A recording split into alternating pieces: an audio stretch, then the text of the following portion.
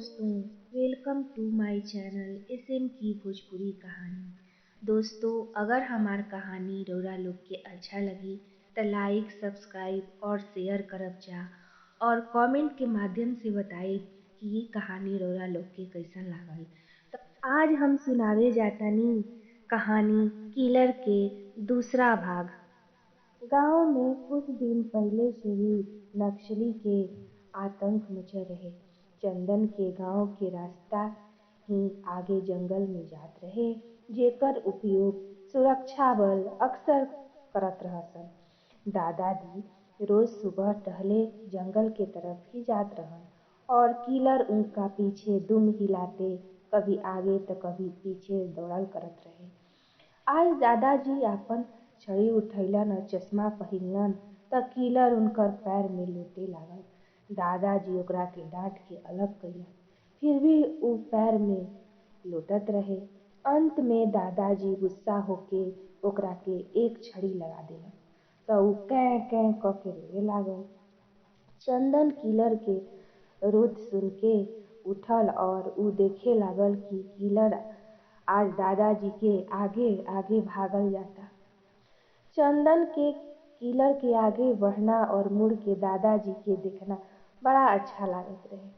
हाथ में चाय की प्याली लेकर छत पे दादाजी और किलर के देखत रहे कि एकाएक धमाका भइल और चंदन के हाथ से प्याली छूट के गिर गई। वो धुआं की तरफ देख के दादाजी दादाजी कहते हुए तेजी में जंगल की तरफ भागल। तो सड़क में पैलस की दादाजी के कुछ सुरक्षा बल के जवान पकड़ के नहीं ले आवत रहन जा और दादाजी जोर जोर से रोवत रहन। दादाजी के सुरक्षित देख के चंदन के सांस में सांस आइल। वो दौड़ते हुए दादाजी के पास पहुंचल और रोवे के कारण पूछलस।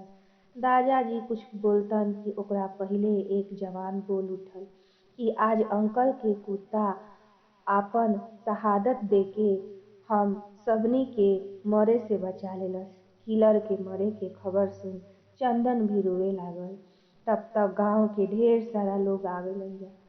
सभे दादाजी के पकड़ के घरे ले आइल। पता चलल कि कुछ उग्रवादी सड़क खोद के बम लगइले रहस।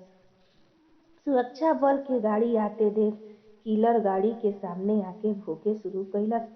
सुरक्षा बल ओकर भोंके के अनसुना कर गाड़ी आगे बढ़ेलस त किलर दौड़ते हुए बम पर कूद गई।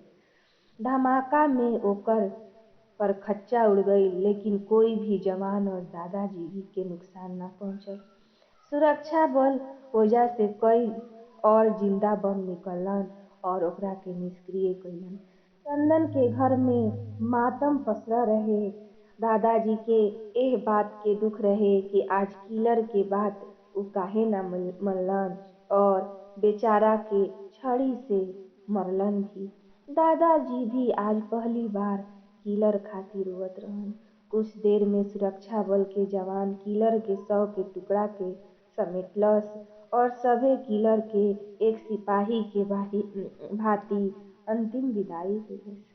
चंदन के एह बार ग्रेजुएशन के दूसरा वर्ष के इम्तिहान रहे और ऊ ठंडा में रजाई में दुबक रहे और नोट्स पढ़त रहे कि खटपट के आवाज सुन के ऊ फिर बाहर आइल तो देखलस कि एक काला पिल्ला ओकर पैर के चाटे लागल, जेकरा के देख के चंदन के किलर के याद आ गई। किलर के मरला आज 2 महीना हो गई रहे और आज ओकरे अइसन बिल्कुल पिल्ला चंदन के पैर के चाटत रहे। चंदन कमरा में से एक जूट के बोरी निकललस और ओह पर फूस डाल के दलान के कोना में किलर के बैठा देलस। सुबह घर वाला किलर के जैसन ही पिल्ला देख के हैरान हो गइलन जा। दादी भी तभी एक डिब्बा में दूध लेके अइली और चंदन के कहली कि तू एकरा के किलर के पिया द। नन्हा पिल्ला के देख चंदन के ई लागत रहे कि किलर फिर से वापस लौट आइल बा। दोस्तों, ई कहानी आज एजे समाप्त होता। अगर ई कहानी रउरा लोग के अच्छा लगे तो सब्सक्राइब लाइक और शेयर करल ना भूलब और कमेंट के माध्यम से जरूर बताइब कि ई कहानी रउरा लोग के कैसन